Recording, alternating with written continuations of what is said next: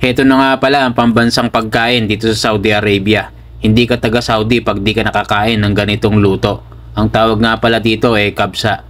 Siyempre bago natin lutuin yan inugasan ko na yung rice at eto na nga't ginisa ko na muna ang bawang at sibuyas at nilagay ko na rin ang mga gulay na ilalagay natin na ricado. And then ang ating chicken wings na nilagyan ko lang din ng konting tomato paste and then ng konting tomato and curry powder. At siyempre hindi mawawala ang pampalasa natin dyan ang roasted chicken powder at garlic powder and onion powder mga pre at konting paminta at chicken powder mga pre. At kung wala naman kayong roasted chicken okay lang din yun, meron naman chicken powder or patis, pwede na yun mga kabayan. After nyan ay pakukuluan lang natin ng mga 5 minutes and then pagkulo nyan ay aalisin na natin ang manok mga pre kahit half cook lang at dahil lulutuin pa naman natin yan sa oven.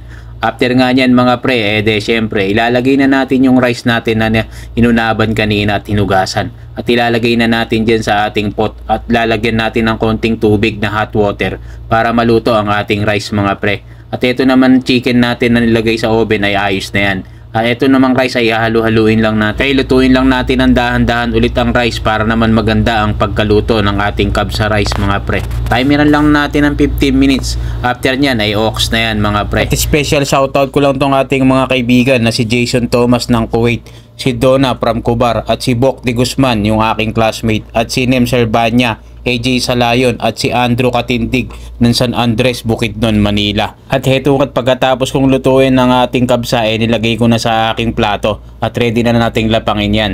Yun lang, salamat, thanks for watching and God bless everyone.